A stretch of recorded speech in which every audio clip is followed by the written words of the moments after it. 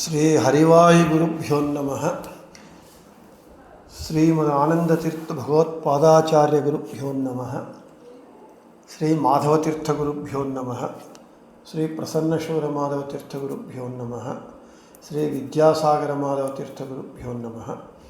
ಶ್ರೀ ವಿದ್ಯಾವಲ್ಲಭ ಮಾಧವತೀರ್ಥ ಗುರುಭ್ಯೋ ನಮಃ. ಹರಿ ಓಂ. ಓಂ ವಿಶ್ವಂ ವಿಷ್ಣುರ್ವಶಕ್ಕಾರೋ ಭೂತಭವ್ಯಭವತ್ರಭುಃ ಭೂತಕೃದ್ಭೂತಭೃದ್ಭಾವೋ ಭೂತಾತ್ಮ ಭೂತಭಾವನಃ ವಿಕ್ಷರೋ ರೋಹಿತೋ ಮಾರ್ಗೋ ಹೇತುರ್ದಾಮೋದರಃ ಸಃ ಮಹೀಧರೋ ಮಹಾಭಾಗೋ ವೇಗವಾನ್ ಅಮಿತಾಶನಃ. ನಿನ್ನೆ ದಿನ ರೋಹಿತಃ ವಿಕ್ಷರಃ ಎಂಬುವಂತಹ ಭಗವಂತನ ನಾಮವನ್ನು ಹೇಳಿಕೊಂಡಿದ್ದೇವೆ. ಇವತ್ತು ರೋಹಿತಃ ಎಂಬುವಂತಹ ಭಗವಂತನ ನಾಮ.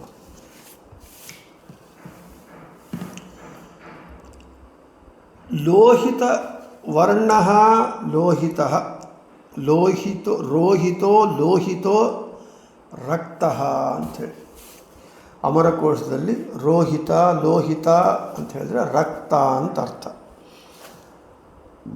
ಲೋಹಿತ ವರ್ಣ ಅಂದರೆ ರಕ್ತವರ್ಣ ಉಳ್ಳವನು, ಕೆಂಪು ಬಣ್ಣ ಉಳ್ಳವನು ಆದ ಕಾರಣ ಭಗವಂತನಿಗೆ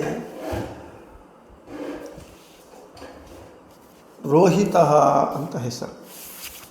ಇನ್ನು ತಸ್ಯ ಹೈತಸ್ಯ ಪರಮಸ್ಯ ನಾರಾಯಣಸ್ಯ ಚತ್ವಾರಿ ರೂಪಾಣಿ ಶುಕ್ಲಂ ರಕ್ತಂ ರೌಗ್ಮಂ ಕೃಷ್ಣಮಿತಿ.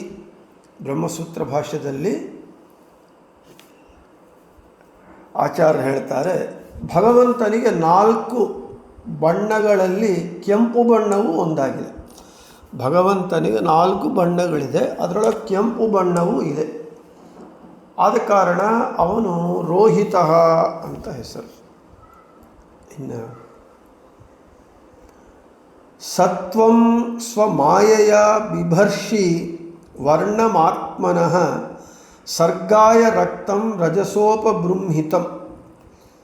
ರಜಸೋಪಬೃಂಹಿತಂ ರಜೋಗುಣಾಶ್ರಯಂ ಲೋಕೆ ರಜಃ ಪ್ರವರ್ತಕಂ ರಕ್ತರೂಪಂ ಜಾಮದಗ್ನ್ಯಾದಿ ಸೃಷ್ಟಯೇ ವರ್ಧಯಂಸ್ತು ರಜೋ ಯೇನ ಜಗದುತ್ಪಾದಯೇದ್ ಹರಿಃ ತದ್ ರಕ್ತಂ ಜಾಮದಗ್ನ್ಯಾದಿರೂಪಂ. ಆಚಾರ್ಯರು ಭಾಗವತ ತಾತ್ಪರ್ಯನಿರ್ಣಯದಲ್ಲಿ ಬ್ರಹ್ಮತರ್ಕ ವಾಕ್ಯವನ್ನು ತೆಗಿತಾರೆ, ಹೇಳ್ತಾರೆ.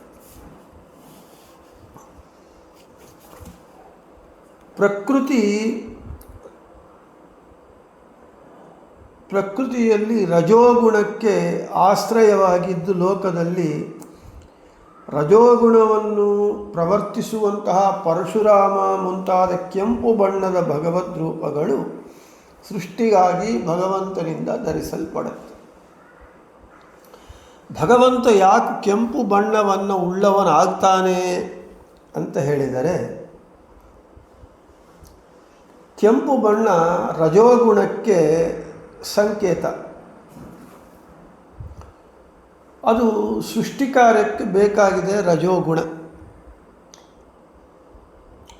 ಈ ಸೃಷ್ಟಿ ಕಾರ್ಯಕ್ಕಾಗಿ ಭಗವಂತ ಪರಶುರಾಮ ಮೊದಲಾದಂತಹ ಕೆಂಪು ಬಣ್ಣಗಳ ಭಗವದ್ರೂಪಗಳು ಉಳ್ಳವನಾಗಿ ಸೃಷ್ಟಿಯನ್ನು ಮಾಡ್ತಾನೆ. ಸೃಷ್ಟಿಗಾಗಿ ಕೆಂಪು ಬಣ್ಣದ ರೂಪಗಳನ್ನು ಭಗವಂತ ಧರಿಸುತ್ತಾನೆ. ಆತ್ಮನಃ ಇತ್ಯನೇನ ನೈತೆ ಅಜಾಮೇಕಾಂ ಲೋಹಿತ ಶುಕ್ಷಕೃಷ್ಣಾಂ ಇತಿ ಶ್ರುತಿಗದಿತಾಃ ಪ್ರಾಕೃತವರ್ಣಾಃ ಕಿಂತು ಅಪ್ರಾಕೃತ ಭಗವತಃ ಸ್ವರೂಪಭೂತಾ ಏವ ಇತ್ಯಾಹ. ಅತಏವ ರೂಪರೂಪಿಣೋರಭೇದಬೋಧನಾಯ ರಕ್ತವರ್ಣಂ ಇತ್ಯೇವ ಆಹ ಅಂಗಾರವರ್ಣಂ ಧ್ಯಾಯೇತ್ ತಂತ್ರಸಾರ ಸಂಗ್ರಹ.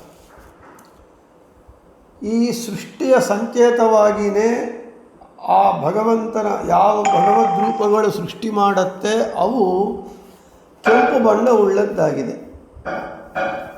ಆ ಭಗವಂತನ ಕೆಂಪು ಬಣ್ಣ ಎಂಬುದು ಸ್ವರೂಪಾತ್ಮಕವಾಗಿಯೇ ಇದೆ ಹೊರತು ಪ್ರಾಕೃತವಾಗಿ ಇಲ್ಲ. ಭಗವಂತನ ಎಲ್ಲ ಏನು ಬಣ್ಣ ಯಾವುದೇ ಆಗಲಿ ಎಲ್ಲವೂ ಕೂಡ ಸ್ವರೂಪಾತ್ಮಕವಾಗಿದೆ. ಇನ್ನು ಪರಶುರಾಮನ ಧ್ಯಾನದಲ್ಲಿ ಸುಡುವ ಕೆಂಡದಂತೆ ಕೆಂಪು ಬಣ್ಣ ಉಳ್ಳವನು ಎಂದು ಹೇಳಲ್ಪಟ್ಟಿದೆ. ಅಂದರೆ ಪರಶುರಾಮರ ಒಂದು ಧ್ಯಾನ ಶ್ಲೋಕದಲ್ಲಿ ಪರಶುರಾಮ ದೇವರು ಕೆಂಪು ಬಣ್ಣ ಉಳ್ಳವರು ಅಂತ ಧ್ಯಾನ ಶ್ಲೋಕದಲ್ಲೇ ಹೇಳಲ್ಪಟ್ಟಿದೆ. ಆದ ಕಾರಣ ಭಗವಂತ ಕೆಂಪು ಬಣ್ಣ ಉಳ್ಳವನಾದ ಕಾರಣ ಭಗವಂತನಿಗೆ ರೋಹಿತ ಅಂತ ಹೆಸರು. ಇನ್ನು ರೋಹತಿ ಪ್ರಾದುರ್ಭವತಿ ಇತಿ ರೋಹಿತ ರುಹ ಪ್ರಾದುರ್ಭಾವೆ. ನಾವು ಅನೇಕ ಬಾರಿ ಹೇಳಿಕೊಂಡಂತೆ ಸಂಸ್ಕೃತದಲ್ಲಿ ಒಂದು ಶಬ್ದಕ್ಕೆ ಅನೇಕ ಅರ್ಥಗಳಿರುತ್ತೆ. ರೋಹಿತ ಅಂದರೆ ಕೆಂಪು ಬಣ್ಣ ಅಂತ ಅರ್ಥ. ರೋಹಿತ ಅಂತ ಹೇಳಿದ್ರೆ ಪ್ರಾದುರ್ಭವಿಸುವುದು, ಪ್ರಾದುರ್ಭವಿಸುತ್ತಾನೆ ಆದ ಕಾರಣ ರೋಹತಿ ಪ್ರಾದುರ್ಭವಿಸುತ್ತಾನಾದ ಕಾರಣ ಭಗವಂತನಿಗೆ ರೋಹಿತ ಅಂತೇಳಿ. ರುಹ ಅಂದರೆ ಪ್ರಾದುರ್ಭಾವೇ ಅಂತ ಧಾತು. ಇನ್ನು ರೋಹತೀತಿ ರೋಹಿ ತತತ್ವಾತ್ ತಹ ರೋಹಿ ಚಾಸೌ ತಶ್ಚ ರೋಹಿತ. ಇವನು ಅನೇಕ ರೂಪಗಳಿಂದ ಪ್ರಾದುರ್ಭವಿಸುವವನಾಗಿದ್ದಾನೆ. ಅಷ್ಟೇ ಅಲ್ಲ, ವ್ಯಾಪ್ತನೂ ಆಗಿದ್ದಾನೆ. ಭಗವಂತನ ವ್ಯಾಪಾರಗಳು ವಿಚಿತ್ರವಾಗಿರುತ್ತೆ.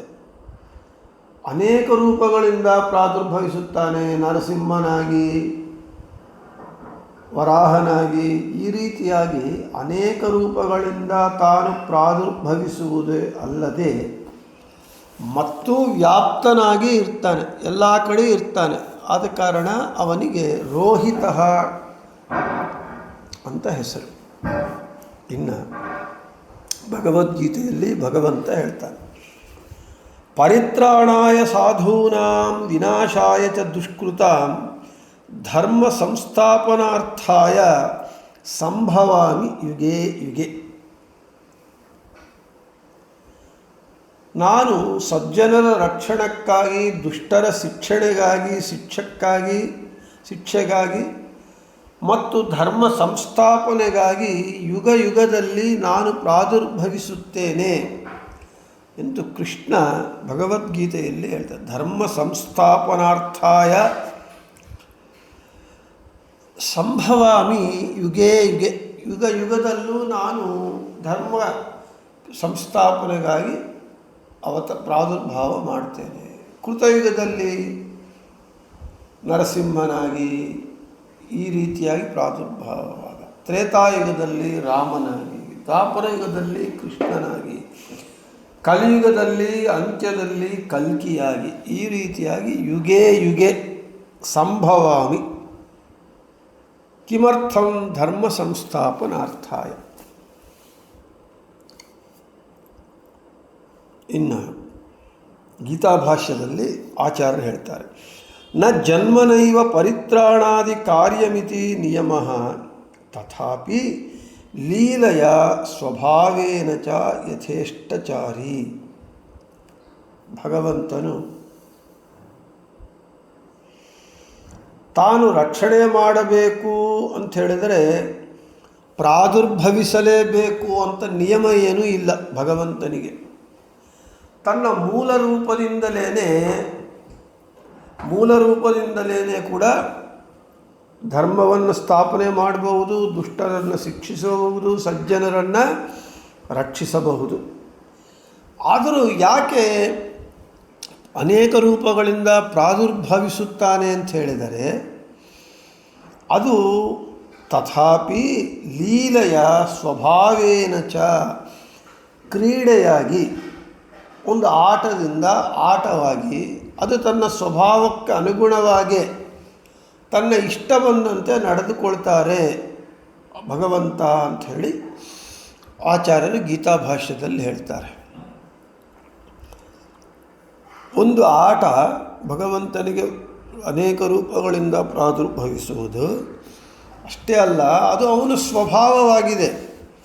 ಮೂಲ ರೂಪದಿಂದಲೇ ಮಾಡುವಂತಹ ಶಕ್ತಿ ಸಾಮರ್ಥ್ಯಗಳಿದ್ದರೂ ಕೂಡ ಆ ರೀತಿಯಾಗಿ ಅನೇಕ ರೂಪಗಳನ್ನು ತಾಳುವುದು, ರೂಪದಿಂದ ಪ್ರಾದುರ್ಭವಿಸುವುದು ಎಂಬುದು ಭಗವಂತನ ಒಂದು ಕ್ರೀಡೆ, ಭಗವಂತನ ಸ್ವಭಾವ.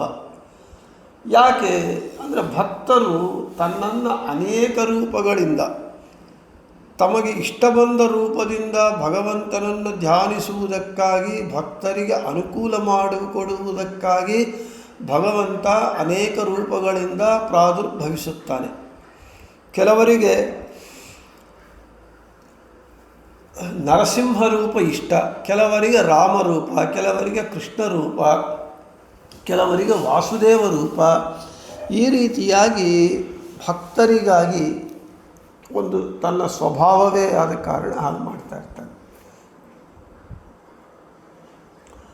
ರೋಹಿ ರೋಹಿತಕೆ ಅಶ್ವತ್ಥ ವಟಪಾದಪಯೋ ಪುಮಾನ್ ಇತಿ ರೋಹಿ ಅಶ್ವತ್ಥ ತತ್ರ ಅಶ್ವತ್ಥನಾಮ ಸನ್ ತತಃ ಇತಿ ರೋಹಿತತಃ ರೋಹಿತತಃ ಏವ ರೋಹಿತಃ ಅಶ್ವತ್ಥಃ ಸರ್ವವೃಕ್ಷಾಣಾಂ ತಥಾ ಅಶ್ವತ್ಥಸ್ಥಿತೋ ಹರಿಃ ಉತ್ಕರ್ಷಹೇತುರ್ವೃಕ್ಷೇಭ್ಯೋ ಯ ಅಶ್ವತ್ಥನಾಮಕಃ ಅಶ್ವಾಕಾರಸ್ಥಿತೋ ಅಶ್ವತ್ಥಃ.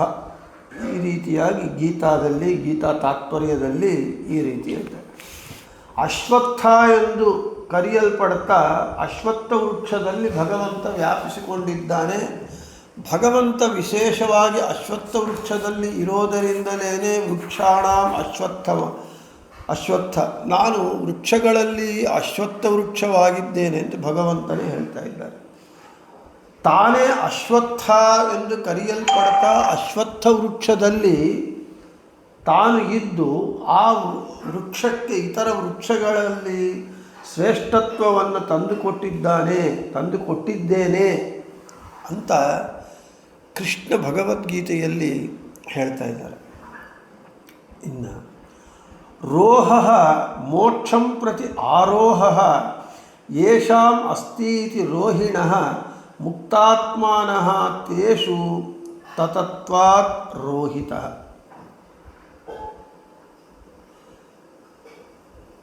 ಮುಕ್ತಿಯೋಗ್ಯ ಜೀವರು ಸಂಸಾರ ಬಂಧನದಿಂದ ಮುಕ್ತರಾಗಿ ಮೋಕ್ಷ ಪದವಿಯನ್ನು ಹತ್ತುವಂತಹ ಮುಕ್ತಾತ್ಮರಲ್ಲಿ ಭಗವಂತ ವಿಶೇಷವಾಗಿ ವ್ಯಾಪಿಸಿಕೊಂಡಿದ್ದಾನೆ.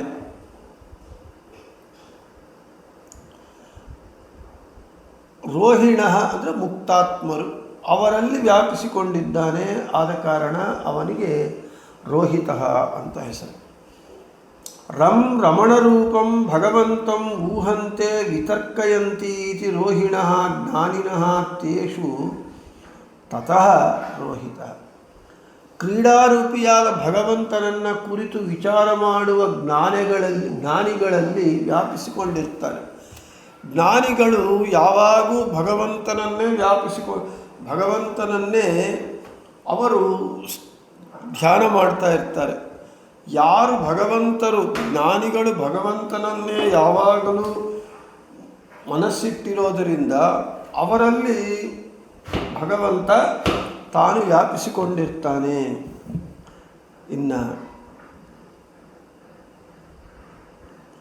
ರಶ್ಚ ರಾಮೇ ಅನಿಲೇ ವಹ್ನೌ ಇತ್ಯೇಕಾಕ್ಷರಕೋಶಾನುರೋಧೇನ ರಹ ವಹ್ನಿರ್ವಾಯುರ್ವ ತತ್ರ ಊಹಿತಃ ಚರ್ಚಿತಃ ಅಗ್ನಿಸ್ಥಿತತ್ವೇನ ವಾಯುಸ್ಥಿತತ್ವೇನ ವ ಶಾಸ್ತ್ರೇ ವಿಚಾರಿತಃ ಇತಿ ಯಾವತ್ತು ರೋಹಿತಃ ಊಹ ವಿತರ್ಕೆ. ಅಗ್ನಿ ಪ್ರತೀಕದಲ್ಲಿ ಅಥವಾ ವಾಯು ಪ್ರತೀಕದಲ್ಲಿ ಇದ್ದು ಶಾಸ್ತ್ರದಲ್ಲಿ ಚರ್ಚಿಸಲ್ಪಡ್ತಾನೆ ಭಗವಂತ. ಆದ ಕಾರಣ ಅವನು ರೋಹಿತ ಅಂತ ಹೆಸರು. ಅಂದರೆ ಅಗ್ನಿಯಲ್ಲಿ ವಾಯುಗಳಲ್ಲಿ ಇದ್ದು. ಇನ್ನು ವಿಷಯಾನುಭವಂ ರಾಂತಿ ದದತಿ ಇತಿ ರಾಣಿ ಇಂದ್ರಿಯಾಣಿ ತೇಷು ಸ್ಥಿತತ್ವೇನ ಶಾಸ್ತ್ರೇ ಊಹಿತಃ ವಿಚಾರಿತಃ ಇತಿ ರೋಹಿತಃ. ಇಂದ್ರಿಯಗಳಲ್ಲಿ ಭಗವಂತ ವ್ಯಾಪಿಸಿಕೊಂಡಿದ್ದಾನೆ, ಅಂತಹ ಭಗವಂತನು ಶಾಸ್ತ್ರದಲ್ಲಿ ವಿಚಾರಿಸಲ್ಪಟ್ಟಿದ್ದಾನೆ. ಆದ ಕಾರಣ ಅವನಿಗೆ ರೋಹಿತಃ ಅಂತ ಹೆಸರು.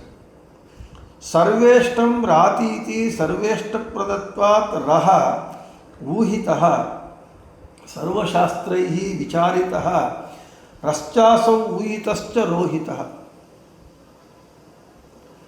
ಸರ್ವ ಇಷ್ಟಗಳನ್ನು ಕೊಡುವವನು ಮತ್ತು ಸರ್ವಶಾಸ್ತ್ರಗಳಿಂದ ವಿಚಾರಿಸಲ್ಪಡುವವನು. ತನ್ನ ಭಕ್ತರಿಗೆ ಎಲ್ಲವನ್ನೂ ಕೊಡ್ತಾನೆ, ಅವ್ರು ಕೇಳಿದ್ದೆಲ್ಲ. ಅಷ್ಟೇ ಅಲ್ಲ, ಎಲ್ಲ ಶಾಸ್ತ್ರಗಳಿಂದ ಭಗವಂತನೇ ವಿಚಾರಿಸಲ್ಪಡುವವನಾಗಿದ್ದಾನೆ. ಆದ ಕಾರಣ ರೋಹಿತ.